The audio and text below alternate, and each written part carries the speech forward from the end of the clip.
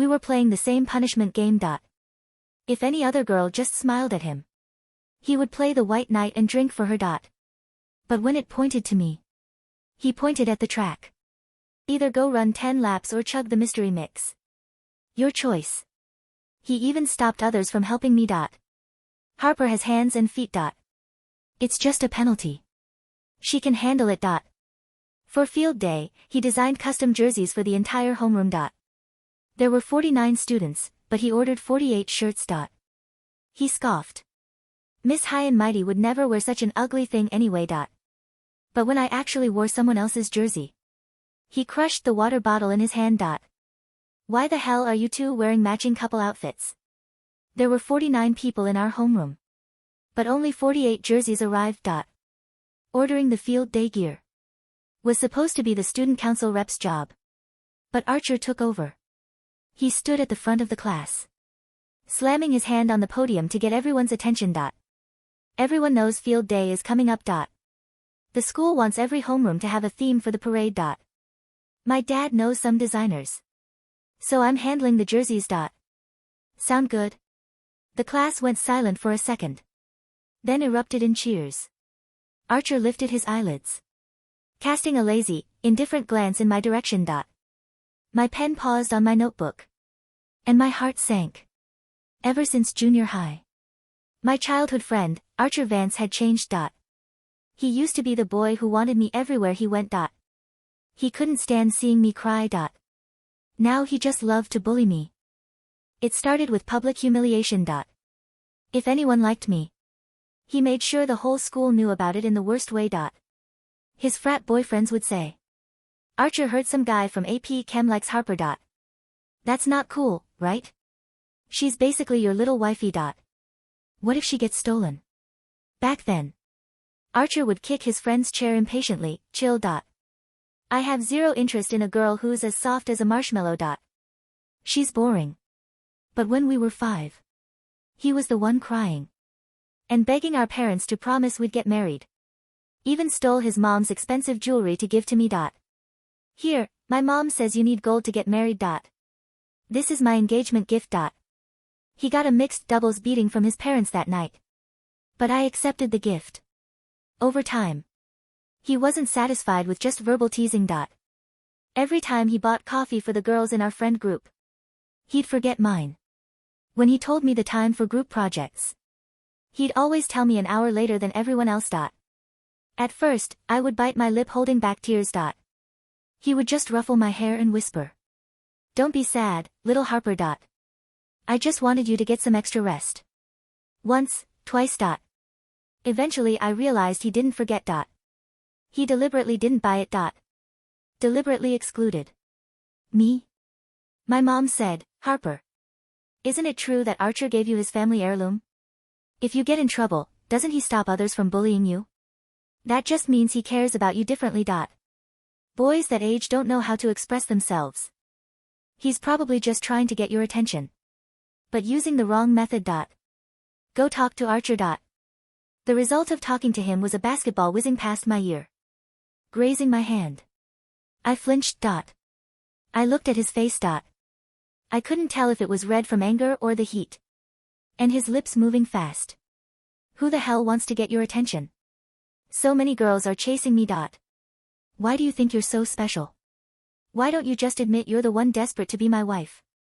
So you're overanalyzing everything I told you. I just have a bad memory. You think too damn much. He walked away back stiff, then frowned and ran back to get in my face. He shouted, "Harper, I've been looking at you for years. I'm bored of your face. I will absolutely never like you. That night I cried into my pillow until my eyes were swollen. I had taken every promise Archer made as a kid seriously. I really did like him. But as the bullying got worse, I stopped caring about those feelings. This time the rep counted the jerseys and whispered awkwardly, "Why is there one missing?" Again. I sat in my seat, unable to even hold my pen. I looked up and met Archer's playful, mocking eyes. The whispers around me suddenly got louder. "It's probably Harper's shirt that's missing again. Archer is usually nice to everyone. When I fell, he carried me to the nurse and bought me ice. Why is he only mean to Harper? Thank God it wasn't me. I die of embarrassment. Everyone has one but her. I'd be up all night wondering what's wrong with me. At the same time, I remembered passing an alley recently. Archer's friend asked him. Arch, bullying Harper is kind of fun, huh? Every time she looks at you like a scared bunny. Honestly, that look makes my heart skip a beat. Immediately that friend got kicked to the ground. Don't you dare get any ideas about Harper. Only I can bully her. Someone else pressed. Why, though? You don't actually like her. Do you? Bullshittery T. I look at her and I get annoyed. She's always hovering around me. Smiling at me. It makes me agitated. But you know, we grew up together. Another friend got kicked. In that instant, I understood everything. It wasn't what my mom said about caring. It was just Archer's twisted game. My blood ran cold and my teeth started to chatter. Turns out you can trace exactly when a person turns rotten. Archer finished handing out the shirts and sauntered over to my desk. Miss High and Mighty wouldn't look at this kind of cheap goods anyway. Right? I looked at him and suddenly smiled, relieved. You're right. I wouldn't want to look at trash given by you. Not even for a second. A gasp burbled through the classroom. Archer's eyes turned red with anger. No one dared to speak. Suddenly, Bella, the class beauty from home, room 3, waved from the window, calling Archer's name. He didn't move. He slammed his hand down on my exam paper. Is that so good for you? I actually custom designed one just for you. But it looks like you don't deserve it. The past I would have tried to reason with Archer. If he secretly gave me the item. Later, I would have wiped my tears and smiled. But after realizing my years of affection had turned into MUD, nothing mattered anymore. The late remedies, the special treatment, my mind cleared up. Every time he did this, he was just roasting me over a fire. Besides, in a class where everyone matches, one person wearing something different stands out the most. And not in a good way. While we were in a standoff, Bella walked in and draped her arm around Archer's shoulder. Aren't you taking me to the game? Why are we wasting time here? Archer didn't move, glaring at me with fire in his eyes. Suddenly he rushed back to his seat, ripped a plastic-wrapped, light-colored shirt out of his bag and threw it at Bella. He stared dead at me. Miss High and Mighty doesn't want it. It's yours. I recognized the brand. It was the designer Archer always bought for me before I turned 14. That designer retired 3 years ago. To get him to design again, you'd have to run errands for him for a month for free. Last summer, Archer disappeared for a month. He said he was grounded. Nice stuff. I'll take it. But Harper, it's no fun if you take a joke too seriously. Bella smiled and tugged at Archer's shirt. He patted her hand, looking resigned. Usually, if I walked a bit too slow, he'd yell at me to hurry up. I smiled bitterly. He could be gentle. Just not to me. The bell rang. The crowd watching the drama dispersed. I gathered my emotions and went back to solving problems. For the whole day, I didn't look at Archer. After evening study hall ended, Archer came over out of habit, waiting for me to pack up, ready to reach out and carry my bag. He had formed this habit since we were kids. But this time, I slapped his hand away coldly. No need to trouble you. I can do small things like this myself. And I won't need your help in the future either. He froze, then snapped back to reality. He slammed his own bag on the floor. What do you mean, Harper? You're drawing a line with me. You really can't take a joke. I didn't know where the limit of his jokes lay. Nor did I know how much sincerity was in his teasing. But none of that justified him hurting me. Like is like, if I don't like it, I don't like it, someone whispered. Damn, Harper changed. Since when is she so tough? I stared at Archer without speaking. I had been around him too long. Private. We were clingy. The affection was rooted in my heart. So I subconsciously held back my temper around him. But now it wasn't necessary. He wasn't worth my kindness. I picked up my bag and left behind me. I heard the sound of tables and chairs colliding. The next morning, after the first period, I took the snack box from my desk drawer and threw it onto Archer's desk. Don't give me this kind of stuff anymore. I don't like eating it at all. Actually, I love snacks. That was before Archer changed. He used to scour the city for new treats for me. Back then, he would lean on my desk with starry eyes, looking like a puppy wagging its tail for praise. Until his frat friends gave him a bad idea. Put a frog in my snack box. I have been terrified of slimy animals since I was a kid. The sticky feeling on my hand that day still makes my scalp tingle. I sat there frozen, unable to even scream. That was the first time I rejected Archer's touch. And I stopped liking snacks. Archer froze under everyone's gaze. He frowned impatiently. Didn't you used to love this stuff? The thud of the snack box hitting Archer's desk echoed like a gunshot. The classroom, usually buzzing with morning gossip, fell into a suffocating silence. Archer stared at the box. Inside were the imported hazelnut chocolates he'd likely spent 3 hours tracking down yesterday. A week ago, I would have melted. I would have ignored the snickering of his friends, taken the box, and whispered a thank you, convincing myself that this crumb of affection made up for the loaf of cruelty he fed me daily. But today, the box looked like a trap. What's your problem? Archer's voice was low, dangerous. He stood up, towering over his desk, his eyes darting between me and the box. You're acting like a moody brat, Harper. Pick it up. No, I said, my voice steady, though my hands trembled under the desk. I said pick it up.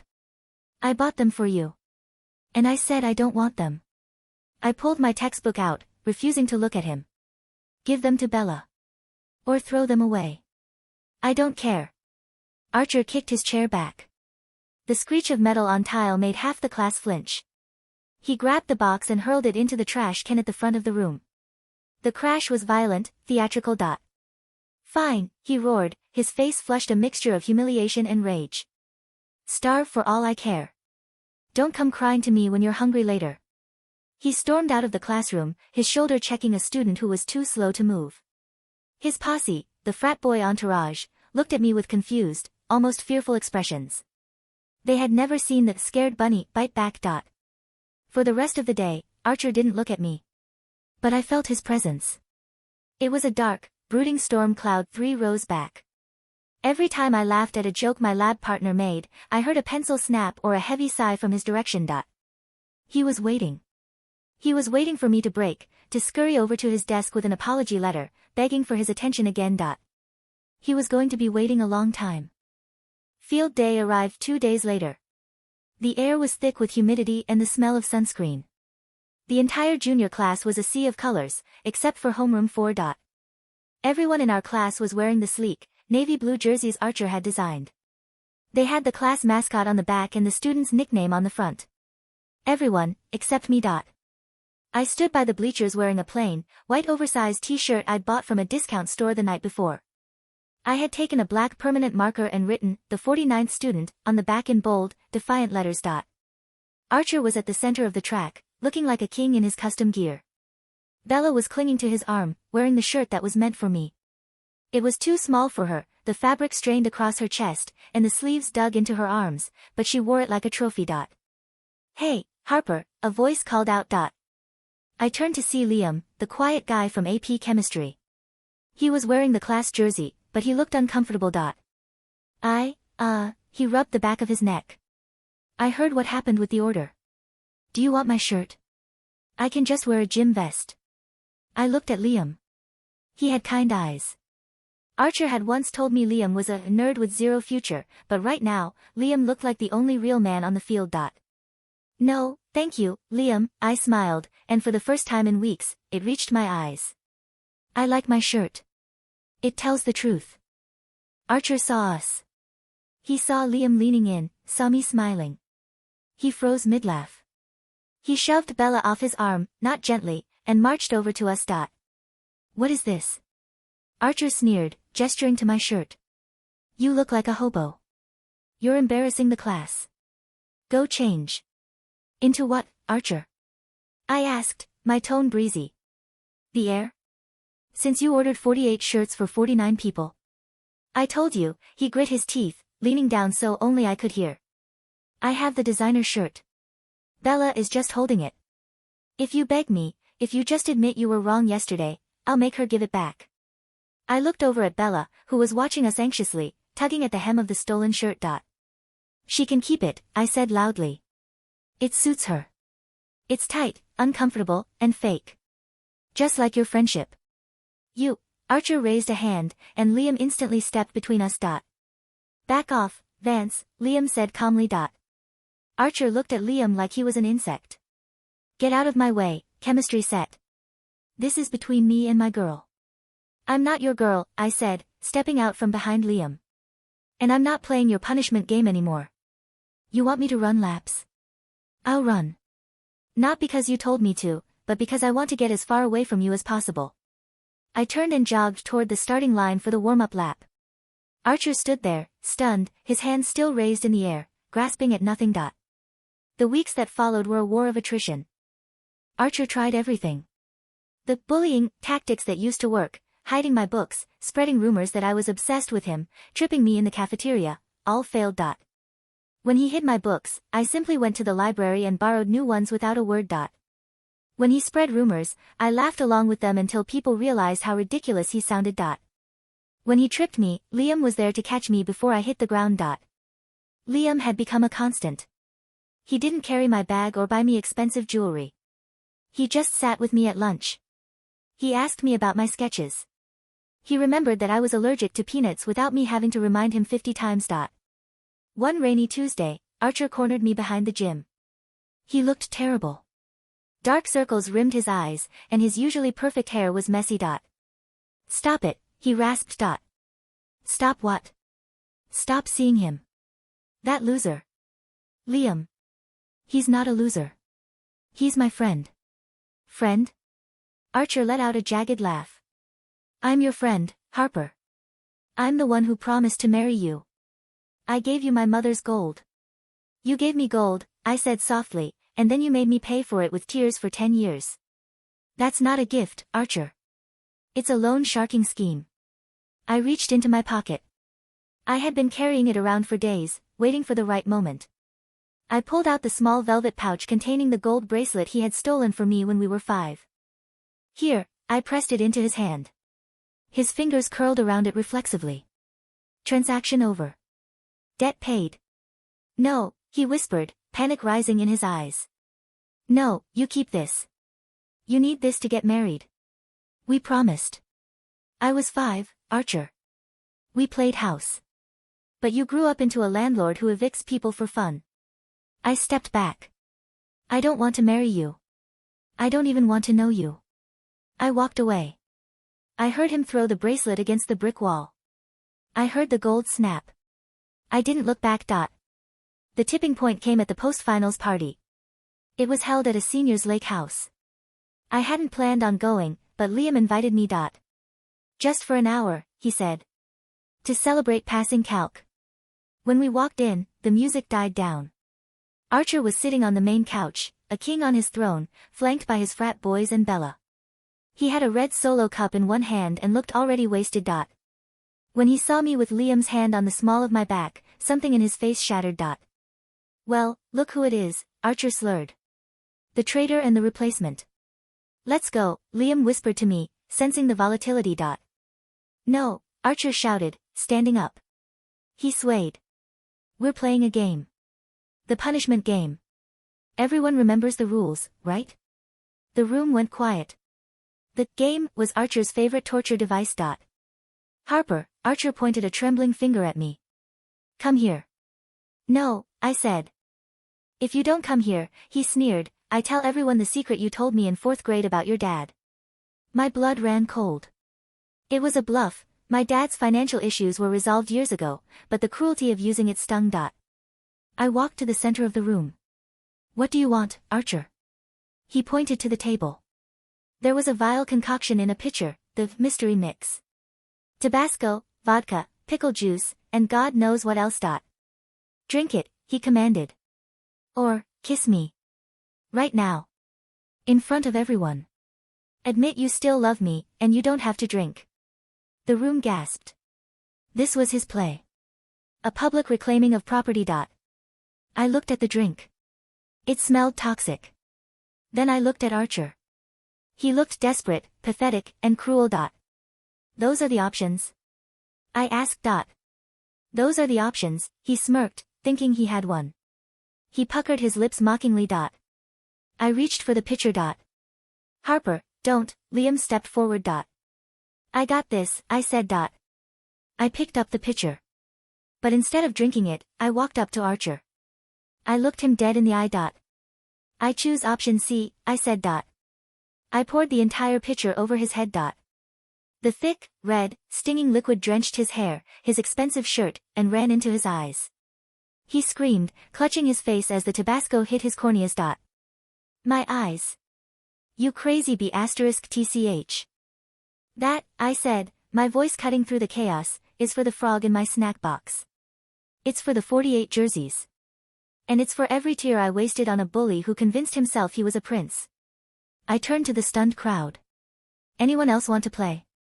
No one moved. I grabbed Liam's hand. Let's go get burgers. Archer didn't come to school for 3 days. When he returned, the dynamic had shifted permanently. He was no longer the untouchable king, he was the guy who got dumped with hot sauce by the quiet girl. The field day jersey incident had spread. People started noticing the brand of the shirt Bella wore. Wait, a girl in the locker room whispered loud enough for me to hear. That brand, isn't that the one Archer went to Italy to get? He said he was grounded, but my cousin saw him begging the designer in Milan. Yeah, another girl replied. And he gave it to Bella. But the embroidery on the sleeve, have you seen it? I hadn't. Later that day, I saw Bella in the hallway. She wasn't wearing the shirt anymore. She looked furious. She threw a crumpled ball of fabric at Archer's chest. You are a sick jerk, Vance. Bella screamed. What? Archer caught the shirt, looking confused. I translated the embroidery. Bella yelled. It's Latin. Amor meus aeternus, HW, HW. Harper Williams. You made me wear a shirt dedicated to her while you were using me to make her jealous? The hallway erupted. Archer stood there, holding the shirt he had worked a month to get, the shirt he had pretended was trash to hurt me because he was too emotionally stunted to just say, I like you. He looked up, searching for me in the crowd. I was there. I was standing by my locker. Our eyes met.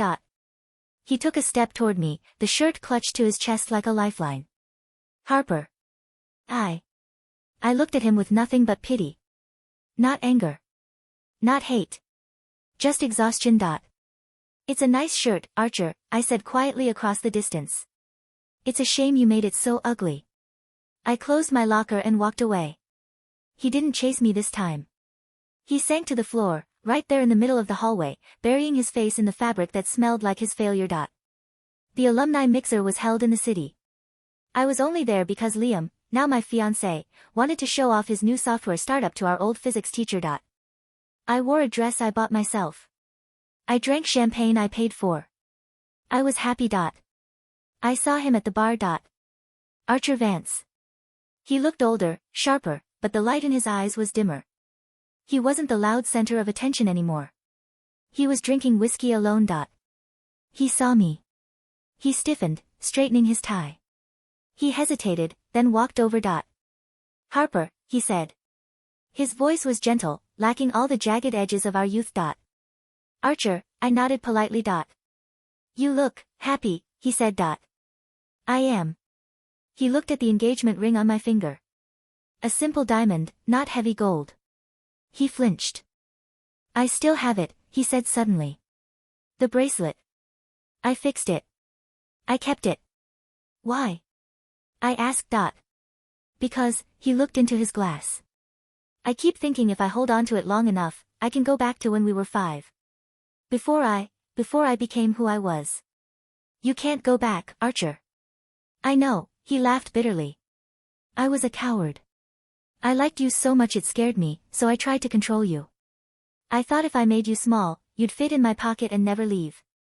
Instead, I just squeezed you until you slipped through my fingers. It was the apology I had waited 10 years for. But now that I had it, I realized I didn't need it. I forgive you, I said. His head snapped up, hope flaring in his eyes. Not for you, I clarified. For me. So I don't have to carry the weight of hating you anymore. Liam walked up then, placing a warm hand on my waist. Ready to go, Harp? Yeah, I smiled up at him. Let's go home. I turned to leave.